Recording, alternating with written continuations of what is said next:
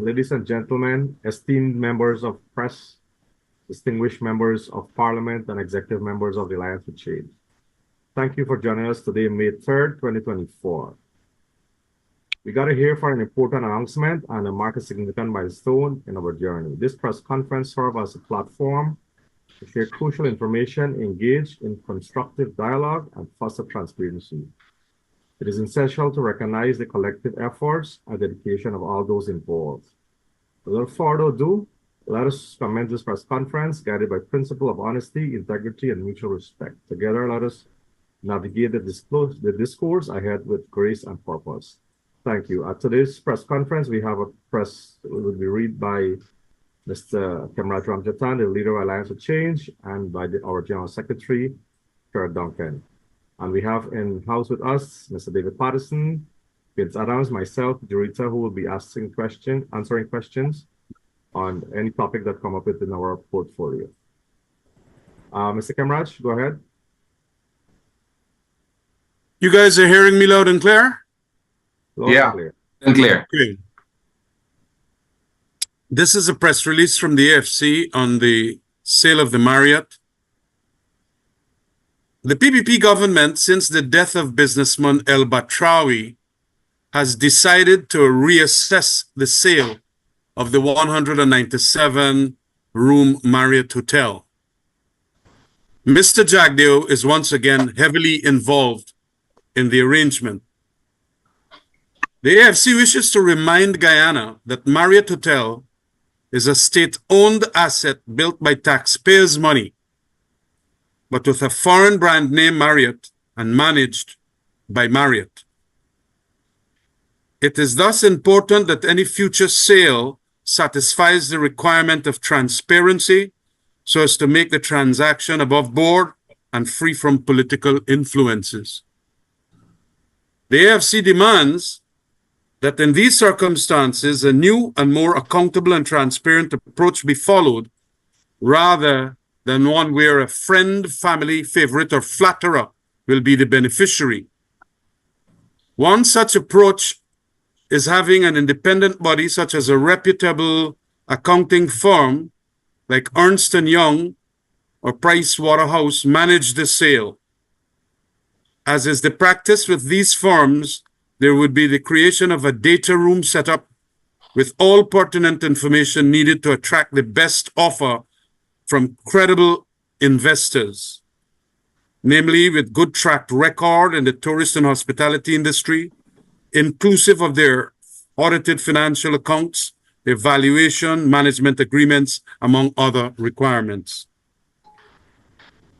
NISIL, which only operates by political direction, must be excluded from such a process. As a matter of fact, we believe NISIL should stay far from it.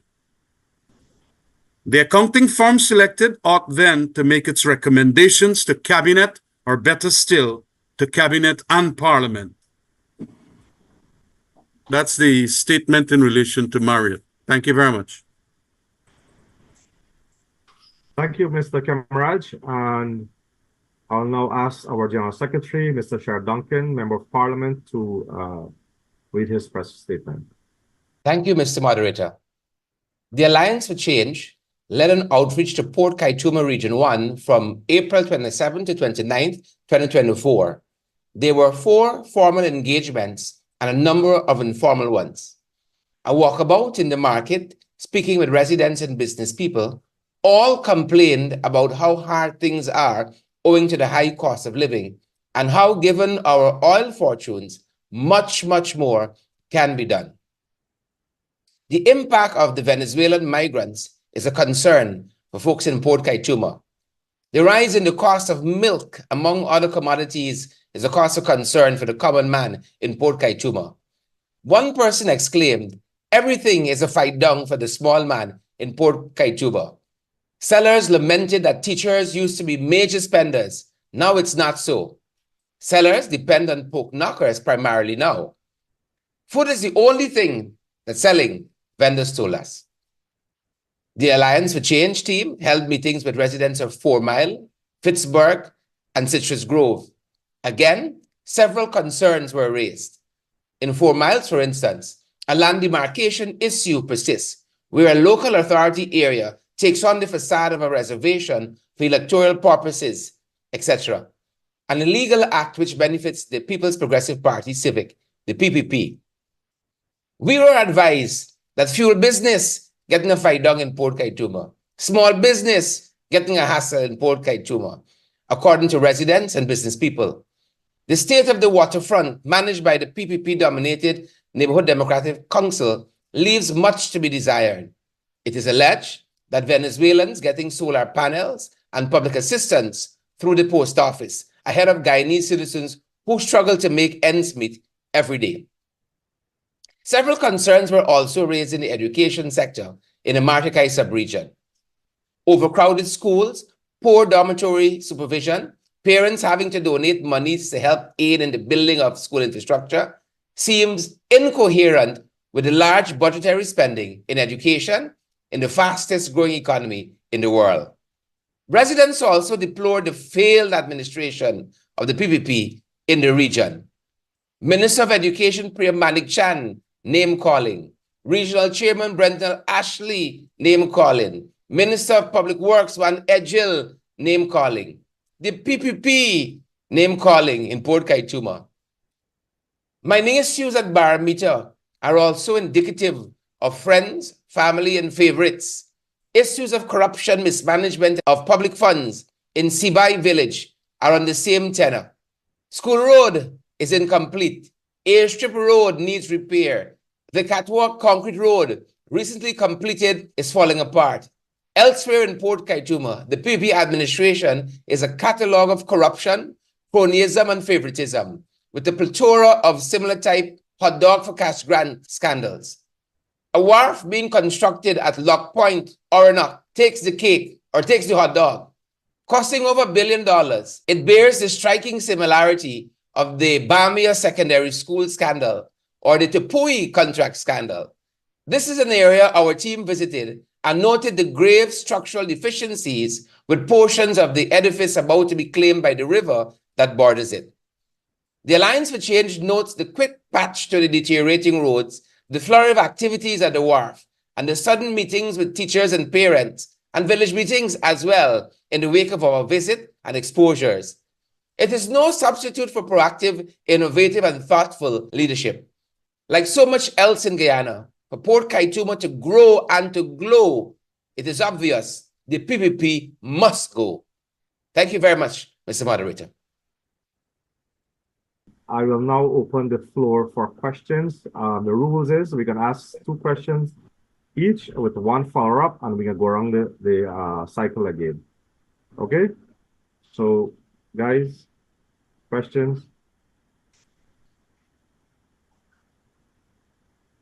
All right. So we have Adam Harris. Yes, sir. A very good day, everybody.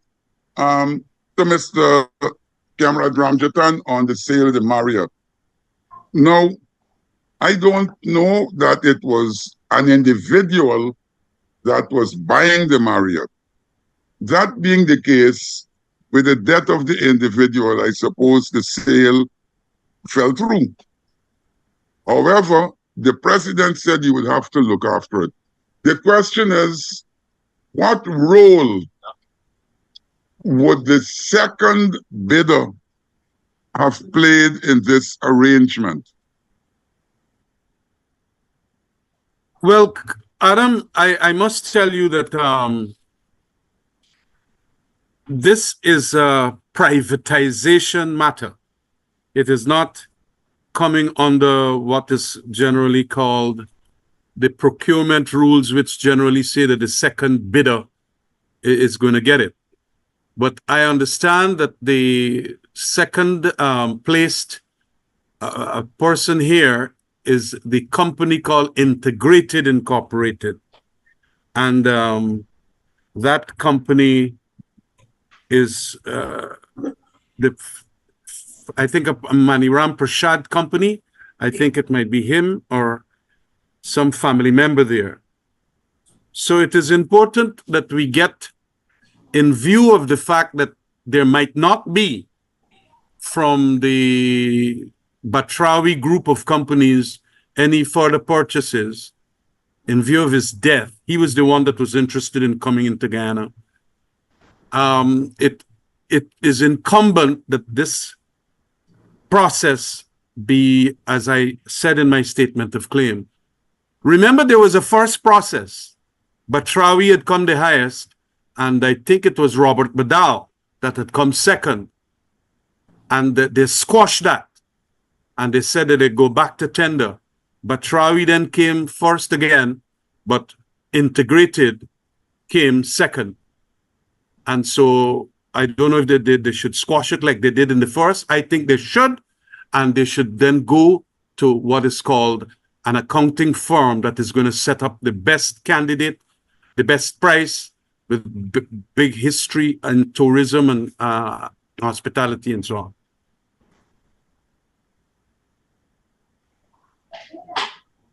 Thank you, Mr. Kamaraj. Adam, do you have any other questions, or you want me to go to Davina?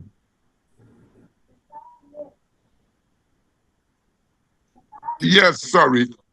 And this is for Mr. Duncan. Mr. Duncan, in Matthews Ridge, you said people talking about how hard times hard. I listened to a broadcast by President Irfan Ali, and I sent that video recording to Mr. Patterson. I don't know if he circulated it. But from all impressions, things were supposed to have been better at this time rather than when the coalition was in power. He said you lost 33,000 jobs. You couldn't pay workers working at the Forestry Commission and a whole lot of things that I found difficult to believe. So when these people tell you times hard, exactly what they're talking about in Matthews Ridge. Thank you very much, Adam. They mean that they don't have money in their pockets, that's number one, and they can't see their way. The fact that the teachers aren't buying the way they used to at the market is indicative of how times are. They don't have the spending power. We as well listened to President Ali's press conference statement on May Day, and the kind of country Mr. Ali has outlined there is not the kind of country any Guyanese is living in. And this is not only Port Kaituma. We have made visits as well to Letem. We have made visits as well to Mabaruma. And this transformation that we're talking about, or that the PPP likes to talk about, it seems to have missed huge swaths of this country. It is hardly visible anywhere. Roads alone is not transformation, and this is few and far in between. I know Jarita is here with us. She's our economics person. She can take on that aspect of it. But for the common man, when they say things tight and things hard, they mean they're not getting sufficient pay to meet their monthly expenses. And this is throughout the length and breadth of this country. You go, you hear this one refrain. We read also the Daily News. Starbuck News has a running article every Monday, the cost of living and you. And every person Starbuck News interviews without fail talks about the high cost of living. So this country that Irfan wants to paint is, and the PPP is alien to the rest of this country. Thank you, Sharad. If I may, before Jurita comes in, Jurita, or you want to go first? You're there? Go ahead, Ricky. I'll go after you. Right. Look, I was a bit of shocked when the head of state makes such a comment, because they are now getting leaks in the oil and gas sector. They are now moving to the non-oil sector. If you recall our budget presentation for this year budget, you can recall when we have started to talk about the non-oil sector, because this is where I focus on and Julie to focus on, because it shows the decline in the several sectors. So let me tell you about forestry when we took over forestry. When we took over forestry, they had no money inside the account. In fact, the overdraft was about $90.4 million overdraft. They had an account at the side with $200 million set aside. Once you're in overdraft, it means that you're bankrupt. These people prior to 2015, have squandered over $1.6 billion from the coffers of forestry. And I will tell you where to spend it. They had a $600 million to High Street. And this, I'm telling you here, Adam, is without ministerial approval because we can't find the documents.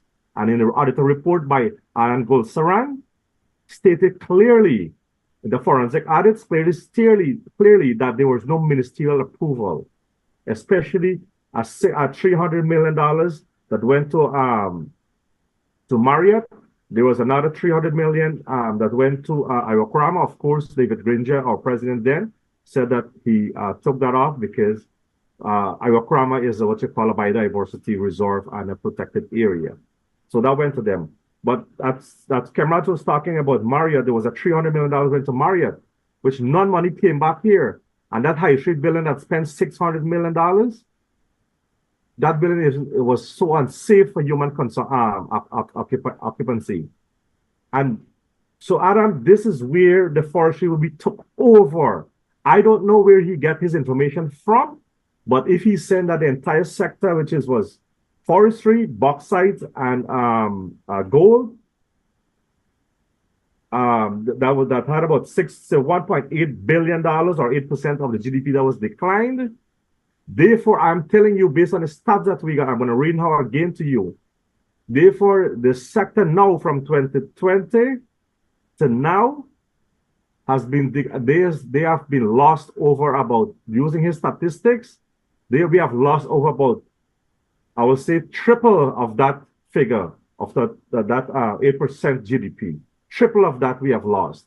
Because if you look at gold performances in 2018, 2019, and 2020, you will see an overall average. It was about US $874.2 million. That's for our performance. When you look at their gold performance for foreign earnings, you see an average of 802.3 million. Again, you see a decline. And if you look over the years, from 2021 to 2023, there's a steady decline from 858 million to 829.9 million to 808 million US dollars decline, continuous. And that is for the gold. Then if you look at the timber, the foreign earnings, if you look at the timber, the average, we are at 31.6 million US dollar earnings. They got 24.9 million earnings, Adam, and you're absolutely right that there's something in that look right. I don't know where the statistics came from, but if you recall that song, if you hear lie, that is what you hear heard that press statement. 2021, from 2021, they had 26.5 million US dollars earnings. Then it moved to 27.6 to 20.5 in 2023. So they're showing a steady decline of that performance of the timber sector. He thought, oh, sorry, that was not gold, it was sugar. He's talking about that had the performance, the loss of 8% of the GDP. So let me look at sugar. And you know the sugar that they keep reducing the target and still can't make it.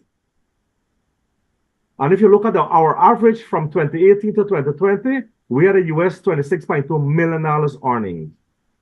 And that is without oil. That is without oil. It must be known.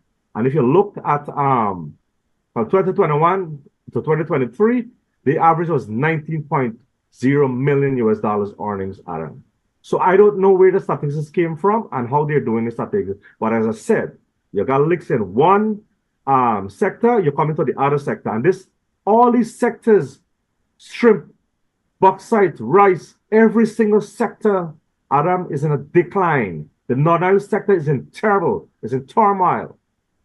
So they can't come here and saying, but they inherited. What he should have said is that they inherited a silver platter or a golden platter, which is the oil money. That is what they receive from us. Thank you, Adam. Dorita? I'm just going to add when it comes to, Adam asked the question when it comes to cost of living, and persons are saying times hard. You know, it's very simple. We have, and we can travel the length and breadth of this country. The report that was given from our General Secretary speaks to or visit there to Port Kaituma, but I can assure you that it's no different in any other part of the country. And I can add that the further up you go inland into the hinterland in specific, you will see prices going up. Now, when it comes to the mining sector, it's very important to know Port Kaituma, they depend predominantly on mining and particularly small and medium scale mining.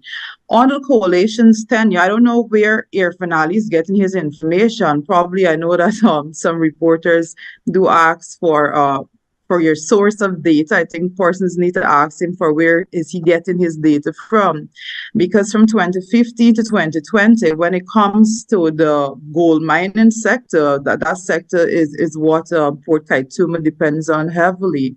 We had a boost. Declaration of gold was going up, particularly on the heels of increased numbers in declaration from small and medium scale miners. That was a huge thing under the coalition.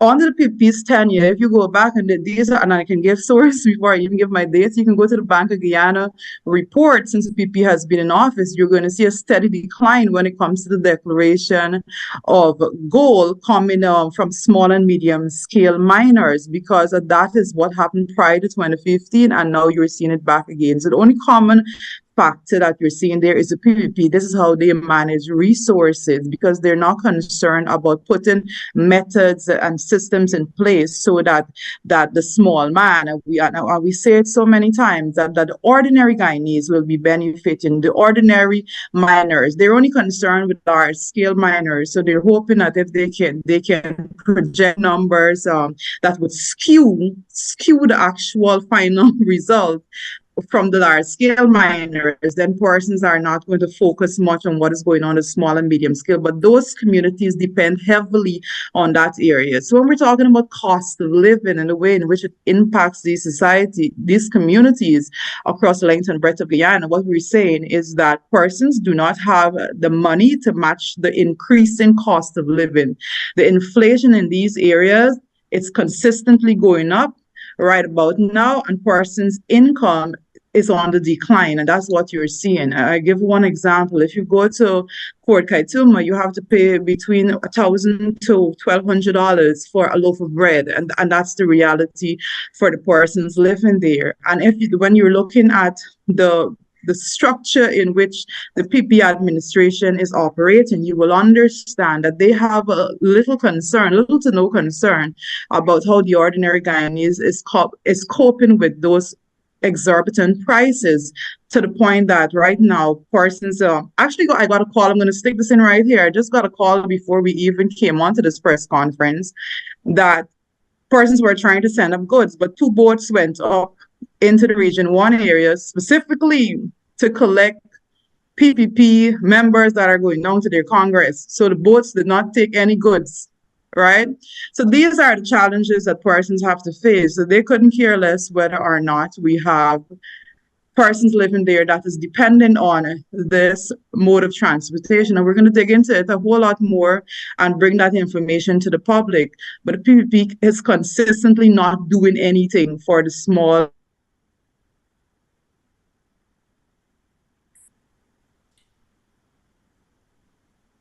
I think.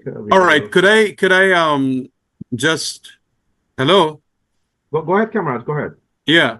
I also want to say in relation to that 300 million they took from forestry to also plug into Marriott.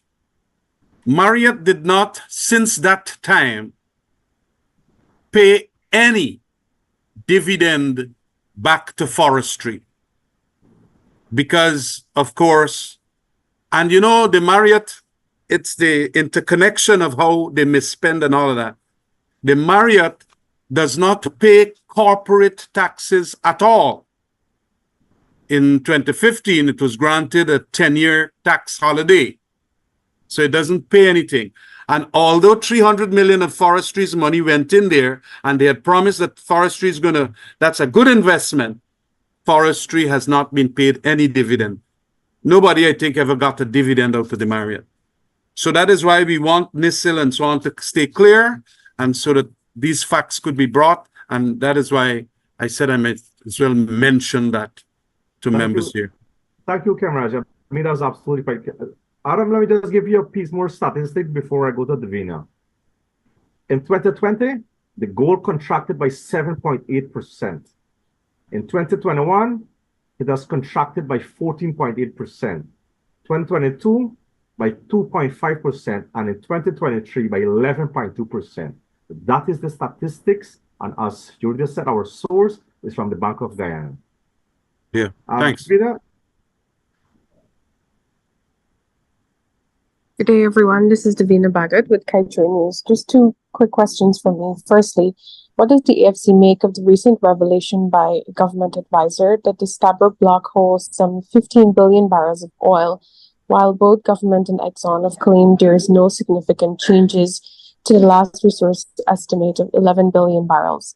Also, the government recently issued a statement on the crimes of the APNU AFC in relation to their track record in the management of Ghana's oil sector. Have you had a look at that, and can you give me your comments, please? Thanks. All right. Ricky, you don't mind? I take this. No, go ahead, David. Go ahead. I take a stab at the first one, and then myself and John and Vince can tackle all of them. I do have some comments on the reserves as well. Look, Davina, I've had a quick peripheral glance at the crimes, the supposedly crimes of the APNU in the oil sector, and they're very laughable. And you would think that maybe the school child would have drafted up these crimes. One of the very first glaring comments that I see, the very first one about the secrecy, signed and negotiating secrecy in the oil contract, and then the PPP saying that they inherited a contract which sanctity of contracts and those things which their hands were tied.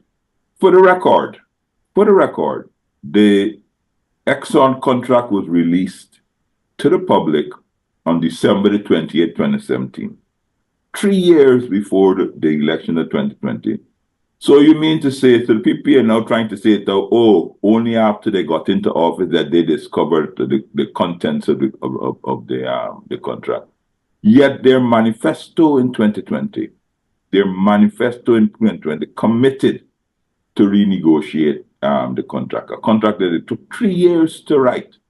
And then they're saying, since they've now come in their sanctity of contract and those things, that they have lawyers, and all of them are lawyers, former attorney generals. I mean, they have several lawyers in it. They would have read that contract. They would have known that renegotiation is possible on, I think, clause 34. All you simply have to do is request it from the company. I think Vince could tell you the exact clause number. I think it's 34 or 38. They saw that. They knew that. But obviously, when they got in, they fell in love with the money that they're getting, that they're claiming that their hands are tied now. They fell in love with the sweeteners that they're getting from Exxon. And now, in the fourth year in their office, they're claiming to read that because the contract was bad, which is making Guyana over $2 billion a year. And they're claiming that the reason why they can't negotiate is sanctity of contract and because we signed it. Poppycock. They had 3 years when they did it, where they went to the election and they lied to the Guyanese population at what they're going to do. And then that is one of the reasons where persons may have supported them. But now their slips are showing. Secondly, on the local content bill, they're talking about the crimes first. Here is a crime. Yes, they brought the local content bill to the parliament. We made 14, the opposition, 14 proposed amendments. They rejected every single one. One of the amendments we made is a definition of a Guyanese citizen, say, you must be resident, you must be here. We made recommendations on stop rent to citizens, whereby somebody just gets some poor Guyanese fellow sitting in a corner, sign his name and he's on paper, and then you qualify and you reaping the benefits of it. They rejected all of those. No, hindsight is 2020. Now all they're boasting with the local content thing. If they'd taken our recommendations in 20 when we made it, and it's all public, and I think you would have them all. None of the issues here that they're facing now would have arisen. They're claiming that $1 billion was invested through this local content act which they passed.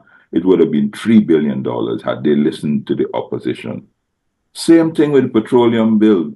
34 amendments. 34 amendments we recommended. Every single one of them has been rejected, including the establishment of a petroleum commission. So they're claiming, they're claiming responsibilities and want to make kudos for half-baked implementations, short-sighted and self-service in implementation. They make mention of the audit. The 1997 to 2017 audit was commissioned by the AP and UAFC government. It was submitted to the GRA in September 2020, 1 month, or sorry, 2 months, because they came in August 1st, 2 months after they came into office. 4 years after. 4 years after, and that submission from IHF has remained unaltered from September 2020 to May 2024. 4 years. And yet, up to now, we can't even they can't move forward. Exxon has challenged it. GRA said they're sticking with the same report that they received in 2020. They haven't changed their word. They probably would have done some tidying up and those things like that. But the values there that they got in 2020 remains the same. 4 years after, we can't even get the money that the audit, $107 million that the auditors set out as owed to Guyana. So I don't know what they're boasting about. They're just boasting about their failures in non-implementation. 2 years after they signed the audit for the remaining blocks, we still can't get it released. None of the audits has even been released officially. So I don't know what they're boasting about there.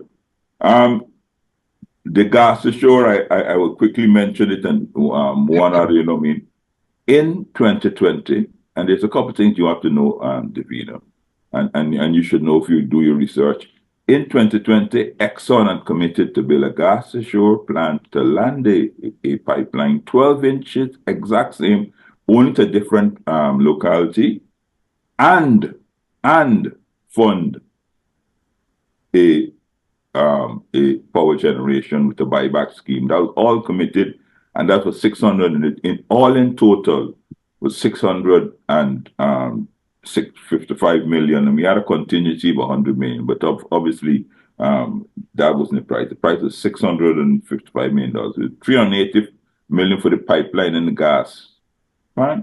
And $275 million for 200 megawatts of power.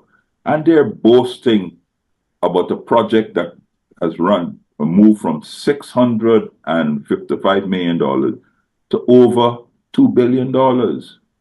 Exxon has moved the pipeline alone. It's not the pipeline and the gas plant that they submitted to us and committed to us. They've moved the pipeline alone from $380 million for 12-inch pipe to $1 billion. The government has moved a gas power plant from $275 million to $1 billion. These are not things to boast about. These are crime, shape, and mismanagement of Guyanese resources or natural patrimony. And yet, after even spending $2 billion, almost $1.4 billion, more than we would have paid, they still can't complete it, and there's no end in sight. And then finally, I haven't read through all that. I want to talk about the boasts that they have about flaring fees. They are boasting, and I don't know which government will boast about you allowing a company, a foreign company at that, to come to your country, your pristine country, and they can pay to pollute your country. That is exactly what this flaring fee is. They're paying 2 pence to pollute our country. You know, I mean, I don't know which government would put that as a boast. You know, I mean, as if a man comes and gives you $10 to dump nuclear waste in your country, and you could say that's a progressive move. That's not a progressive move. That's nothing to boast about. And versus the money that Exxon is paying us, they make about 100 times more per day in oil production. So these are things. In my general comment, I'll go through the entire list and comment later on. I think we will do that as a party officially. But there's nothing in this crimes that they claim are crimes. I mean, the crime is PPP's management of the oil sector. Crime, shame. They've taken a very good product. They bastardized and they emasculated the Natural Resource Fund. They even went back to change the formula which allowed them to take 98% of the monies deposited in there, leaving nothing. Oil is a non-renewable product. They're leaving 2% for our future generations. Imagine that when oil is gone. And they should look at Trinidad and they should look at other countries when oil is no longer there. All our future, our next generations of persons will have is 2% to rely on when it's gone. And all they look at Guyana and see is a few poorly constructed roads and a total corrupt society. And history will judge. And not only the PPP, history will judge all of us well. In another 20 years, the people will look back and say, shame. Shame on the PPP for what they've done. We implemented a natural resources fund which allowed for generational support, knowing that we are the foundation and the future generations stand on the decisions we will be making. And they've done that because of greed. They've done away with all of that. Yeah. So 2% is all that will be left for our future generations. And if you think, and if the PP think that's adequate, it's a sad indictment of their management of the oil sector. I don't know if Vince want to add anything quickly on that before I talk to you on the other matter. No, I do have a lot to offer. Dave, David, you keep saying that they're boasting. You only boast about something that you accomplished. These here are not accomplishment. This here is just shamelessness. And it's just a bare-faced pack of lies and propaganda. That's what it is. And I'm glad that we've got forums such as these type of press conferences to bring to light what the truth is. Now let's start with the renegotiation. I mean, there are certain things. If I was in their shoes, I would try to keep it out of the news as much as possible. Don't these guys realize? I know they realize because it's been brought to their attention. Jack Deere, for example, has been jumping from the stair to the rooftop about this contract in Parliament, in the highest forum of this land, that every barrel of oil, listen to this, he's on video, every barrel of oil that this country produces, the people should be sad about it. He said it's the worst contract. They will renegotiate it as soon as they get into office. The president himself said the same thing in an interview with their favorite critic. The president, he was asked specifically, well, will you renegotiate? He said yes. Nandalal said it's the worst contract since this planet was created. The other thing, in terms of the NRF, the coalition government under Granger had an inclusion of the entire people from the entire population to cover all representation from different organizations. I think there were like 20 or 22 members of the NRF. They ended up, I think it's 5. and not a single, they refused to accept the coalition 2 representatives. Then there is the I'm trying to go through the list. Oh, this here is the most laughable one. After 23 years, when the EPA was handed over to the coalition, I remember when I showed up in my force, I called a staff meeting and I asked them, and without question, everybody said that it was dysfunctional. Nobody wanted to be there. It was just a stopping place for people to leave. One of the first things that was so damning, now they're talking about they're complying with they brought all the permits in the compliance. We did not even know how many operations we had out there. That was the first question I asked. Some people said, well, it's about 1,000. So we decided to take a time out. We had over 2,000 operations and did not know that. We had over 600 operations, over 600, some big ones. 600 where permits, if they existed, had expired. And we were the ones who brought it within a year. We brought all of those into compliance. We did not even have a filing system or a filing room to know where these permits are. We did not have a collection of permits, so we did not know what the hell was going out there. And we were the ones who organized it. We set up a filing room, a state-of-the-art filing room that has gone back, way back to where it used to be. Because right now, Exxon files, by the way, Exxon files are being locked up. Exxon files, not the local people's files and the local company. Exxon files are being locked up in the executive director's office. Real-time monitoring. This silly nonsense about well, we need to have some kind of a remote system on land. You need to have people on board that ship to see firsthand what the hell is going on. That's the only way you would know. That's what we were working on. And they're talking about building capacity.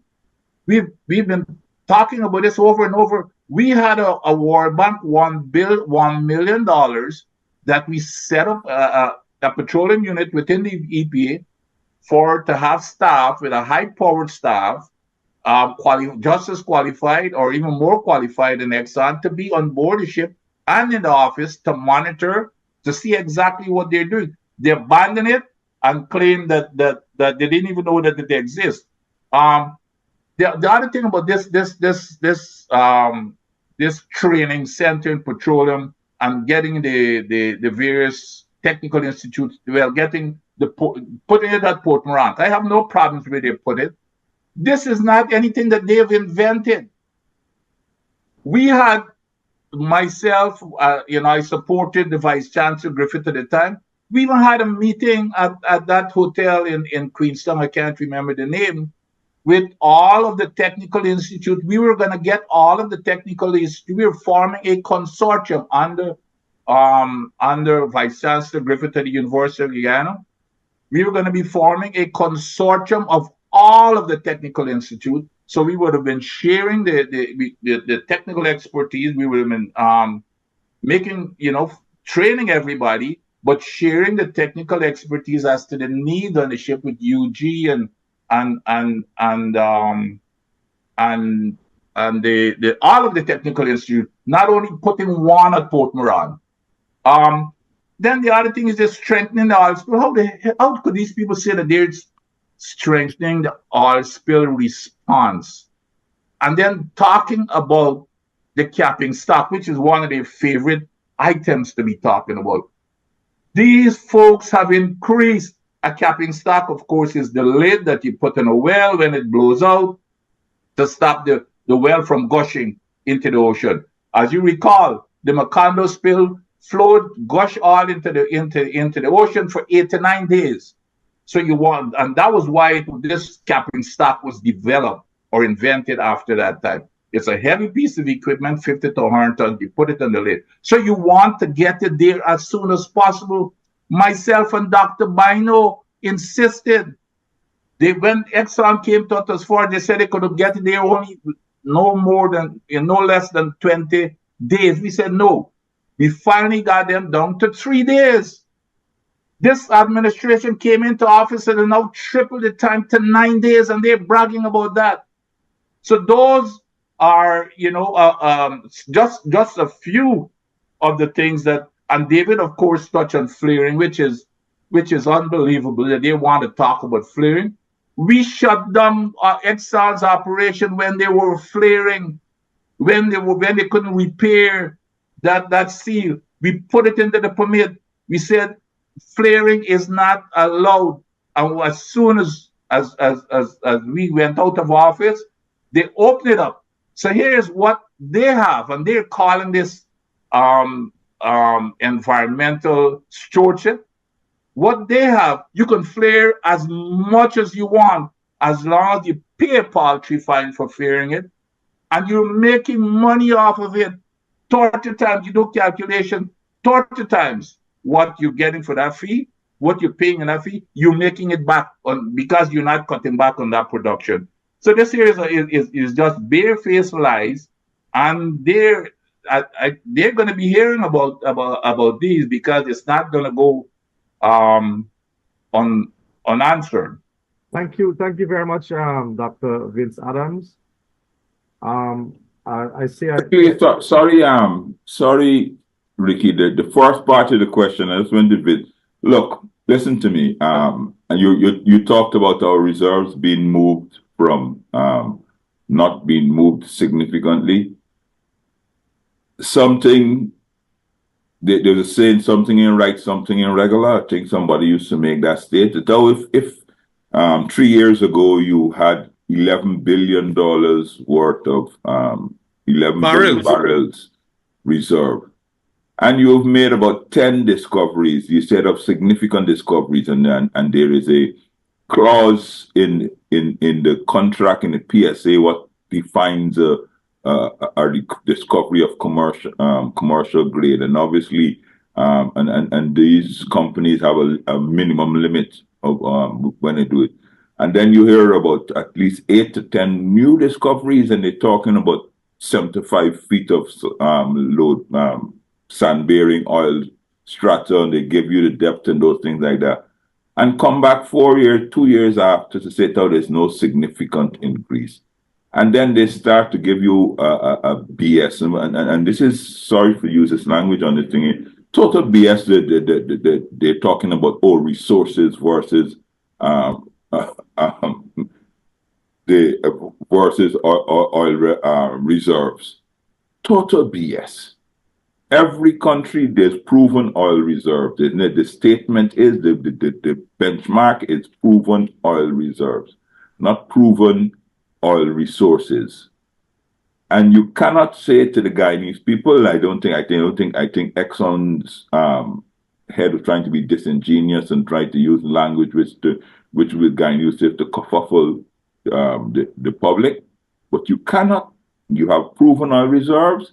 It is quite easy. I know for sure that when I have seen reports from Natural Resources when we were there, where they give estimated reserve numbers. So I would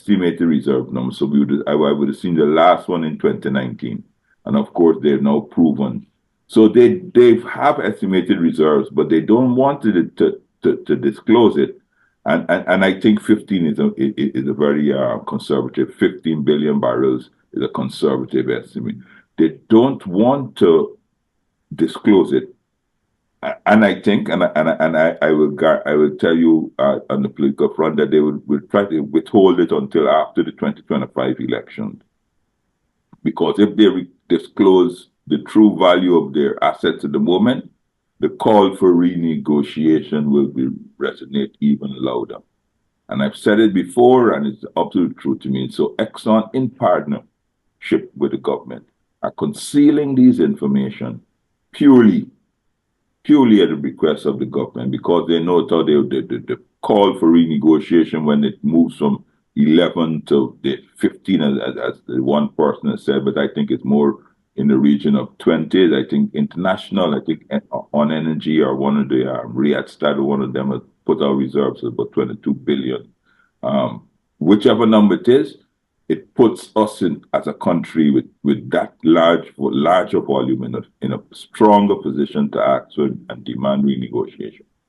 To try to avert that, they would like to give us the impression that all we have is this finite number of $11 billion, and that we should be contented with what we have.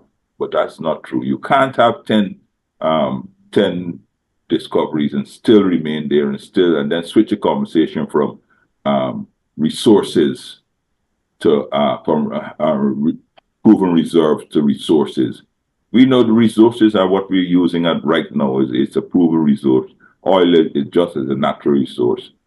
So very disingenuous and very, I think, almost dishonest for them to try and switch a conversation from that to what it has. It is more than 11 billion.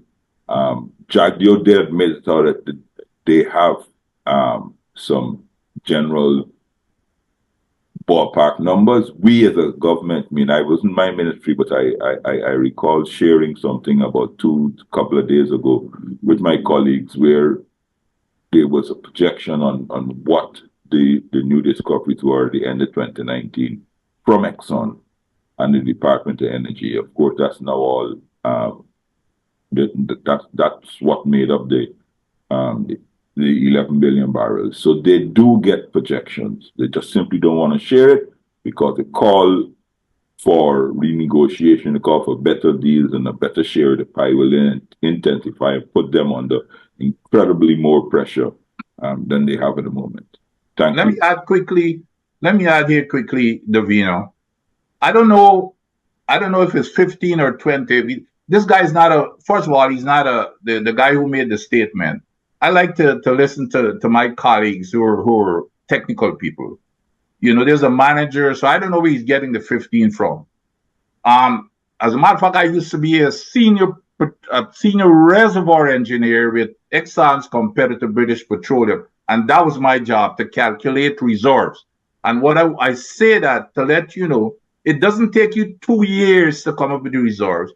I used to have to sit in those drill rigs while we were drilling those wells to make some preliminary determination as to whether we should go deeper or abandon the well if it's dry and if it doesn't have enough oil in it. So this doesn't take 2 years. You can make a preliminary calculation within days and come up with a number. How come? The question should always be asked, how come to arrive at the 11 billion, as soon as there was a well that was drilled, right after that well was drilled, we were getting an update. We were getting an update. As soon as the well drilled, we got an update. What happened in 2 years or 2+ years now? What happened to all of these additional discoveries? How did you change the way that you reported? And the government, Exxon, I'll be willing to guarantee you, Exxon is reporting this data as they reported on their quarterly report to the government, and they're not disclosing what that information is. So that's the question that needs to be asked. How come you change the way that you report? And this is all nonsense. So I don't know if it's 15 or 20 or 30. Yeah, I think we need to get what the numbers are based on technical information. Now, I missed one thing there that we've been talking about. They are also, and I want to say bragging, because you only brag about stuff that they're lying or trying to give the impression that somehow a $2 billion parent company guarantee, they are bragging about the $2 billion when the coalition had an unlimited amount of parent company guarantee. And with the same guarantee, the unlimited amount that was ruled by Judge Kissoon, overwhelmingly in favor of that unlimited amount. I know they're bragging about the $2 billion. Don't they have any shame, or they just believe that people would accept anything that they want, that they peddle to them? This here is in the people's best interest to make sure that there is an unlimited amount, regardless of the spill. Exxon will cover it. Guyana cannot afford. We will be bankrupt. Not only we will be bankrupt, the rest of the Caribbean will be bankrupt. They have made the statement that they are worried that this unlimited amount would bankrupt Exxon, but they don't care about whether it bankrupts us because our entire budget is 5 billion. They don't care whether it's going to bankrupt us, but they're more concerned and worried about it bankrupting Exxon. Yeah. Thank you, Dr. Vince, for that thing, and David for that piece. Crystal, I know Mr. you had- Randall, I have a brief follow-up, please.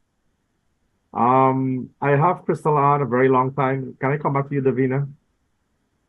Or you Go want me ahead to- with Crystal, please. Crystal Young with Kaituma News. I have two questions. Firstly, ExxonMobil's EIA revealed that the sixth oil project poses tsunami risks to Guyana's coastline. What is your take on this? Secondly, can you provide a comment on the fact that Exxon handed out a US $1 billion contract to French US firm Technip FMC for subsea works in the sixth oil project, even though the company was fined several times in US and UK for corruption and bribing government officials? Thank you. Let me take the EIA question because I mean that's I don't know if you know, but I was the head of the EEP, and I've been talking about this all the time. The EIA is a sacred document. You don't ever exceed it, or else you could be shut down. In the United States, you exceed the EIA, you're shut down. Exxon is a more than exceeding the EIA in terms of operating because of greed, and this government is allowing it. Because of greed, they're operating, the EIA says the safe operating limit is 120,000 barrels per day. And the operating limit, so as to give you that cushion, so as not to get to the 120 safety limit, is 100 barrels a day. They were operating 160,000 barrels per day on Liza 1 and the other operation. So they are recklessly allowing Exxon to do that. Now, in terms of what the EIA says, and that's exactly the kind of information you get from EIA. The EIA looks at where those plumes are going to go. It's not only going to wash away Guyana coast. Are you kidding me? It's going to wash away the entire Caribbean coast. Trinidad, entire eastern coast from north to south will be gone. But here is even the more scary part. The whole coast of Venezuela would be washed away. So if you think that we've got a problem with Venezuela now, you wait if we get an oil spill and wash away the coast of Venezuela. Then we will really have a problem and give Maduro an excuse to do whatever he wants to do. So this here is, and trust me, they're going to continue to violate the EIA as they're doing in the production rate. During greed, because of greed, they're cutting corners. Yes, you are absolutely correct, but it's not only Guyana's coast, it's the entire Caribbean. Trinidad will be the first to go, and then some other countries and Venezuela.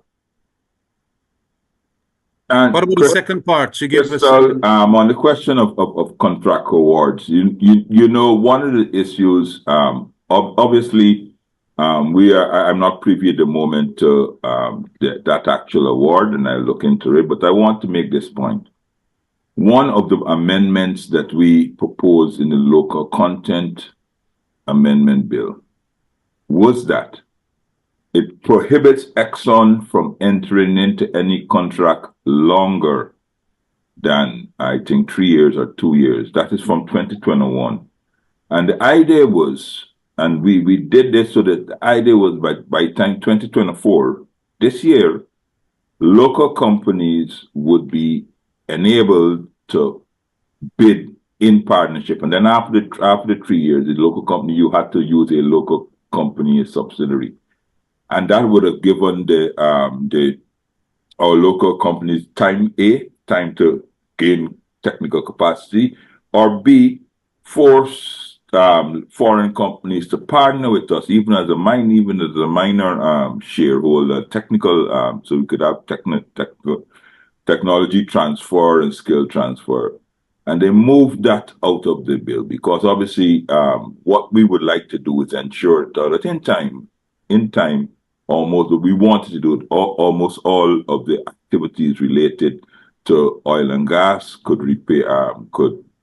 in the industry, because it's here, could be done here with locally affiliated firms and who obviously could help with our economy. But they took that out of it. So therefore, and what they have, I saw that other day, said although they finished with ramps and those things, but they have local firms, genuine local firms who have been investing in their human and technical capacity, but obviously because of the loopholes in the law and because of the sparsity in the law, ramps, as you can remember, had to go to court. Somebody who was a great-great-grandson of somebody was able to register and consider a local company. Those were the loopholes we wanted to close in the bill. Obviously, immediately after that happened, they recognized that. So while Technics, I can't specifically comment on the Technics contract, I'll look into it. But this one, I can say it though that one of the backdrops of this house, how they're doing things is that they're at the life of this field, Exxon will not be forced to encourage local participation because the schedule that they have here there is limited, plus the underlying policy. The underlying policy is what we wanted to address in the Local Content Act, whereby slowly in every industry that is related to oil and gas, that slowly but surely local companies in partnership with their international partners will be getting a progressively larger share than in right now in the sector. Right now, obviously, that's not happening and will not happen. Thank you, David. David, you want to go to your follow-up? Yes, thank you. For Mr. Ramjatan, on the reserves, can you say if government is legally allowed to withhold such key information from the public, and what measures is the AFC willing to take or prepared to take to press for the release of this information? Well, it is an executive decision, in my opinion, which is in violation of the norms of democracy and accountability. I don't think that if they don't give it to us, that there is a legal enforcement procedure. I haven't seen that statutory regulation or statute which compels them. But as per a norm of democracy, you would expect under the principles of good governance, accountability will be there and transparency. And on account of that, they ought to say that now that you have found 10 additional wells or sources of oil, you ought to now make from the company, ExxonMobil, get the information so that you'll give the information to the members of the public. We probably can ask the Commissioner of Information, Mr. Ramson, Senior, the question, but we can also ask parliamentary questions as to what it is. I suppose that the Speaker must allow the questions, but of course, knowing the PPP, they're going to take a long, long time, probably till next elections, when they dissolve Parliament to give that information, as they've been doing in relation to other questions. Now, just to add a little bit there, Kemraj and Davino, because I'm hearing this word is popping up as an excuse, proprietary. There is nothing proprietary about production data, okay? That's right.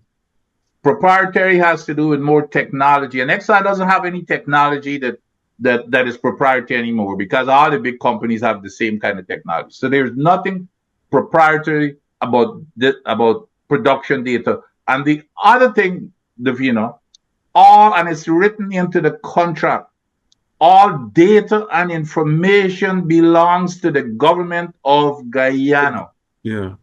And Exxon is required to submit that data and information to the government of Guyana. And if you notice, Exxon is clearing itself. Every time you ask Exxon, you know what Exxon keeps saying? We're submitting our quarterly reports to the government of Guyana. Exactly, yeah. So this is not about Exxon. Exxon is doing exactly what it's supposed to do. They don't have to give you any information. You have to get the information from the government of Guyana. Davina, let me, I know sorry, I know we're late and probably just, but let me just give follow up to the question that you asked, Kamraj. During the budget debates, the Ministry of Natural Resources, as well as the Office of the Prime Minister, committed to make public certain information. I've said this publicly before, you know, I mean, they've committed to give on the gas to shore project, they committed to give the copies of the agreements that they signed with EGPL. They committed to give a copy of the insurance for the project. They committed to give a true breakdown of the gas to shore expenditure for 2023 of 273 billion. They were unable to do that. And they were written to by the Parliament because I followed up with the Parliament, and they were written to by the Parliament, and they have not answered. And when I checked with the clerk, so you mean even though we asked, just to say this is very live. When I checked with the clerk said that that ministers are not given deadlines to submit questions when asked in the House, the committee supplied. So obviously, having publicly committed to give the information, that's it. There's nothing that we can do. And then secondly, I must tell you, Davina, that I would have submitted questions. That's right. Since, can you hear me? The March the 15th, particularly on the increased technical information, on the increase of daily production. Right? To the Parliament, because of course, just as Vincent has said, the EIA, the EPA is given the safe operating limit for Lisa 1 as 120 and Lisa 2 as and Prosperity is 220. They're now at double that, 50% higher. When we met with Exxon, they said that they claimed, Vince, I want you to listen to this, and I've asked the Parliament, and the Speaker has not rejected the question because he had not been in the question, but we haven't responded. We've asked them to provide us with a documentation whereby Exxon has proven to the EPA that their unbottling or debottling is safe. Debottlenecking, and then we'd ask for copies of a revised EPA, because obviously, if you submitted information to EPA, they would have to revise their approval to increase, you know. But obviously, hopefully, at some stage, I don't know, they will be able to answer. But that's since March, just 2 months ago. No answers yet. And that debottlenecking thing is just a hoax, and it's a word to confuse folks. So we suspect there's no that word such as debottlenecking in that EIA. Okay, in order to change a safe operate, especially in order to change the condition in the EIA, you have to go through that process. Remember, the EIA goes for public reviews. That's the reason it's such an important document. And you know what was interesting?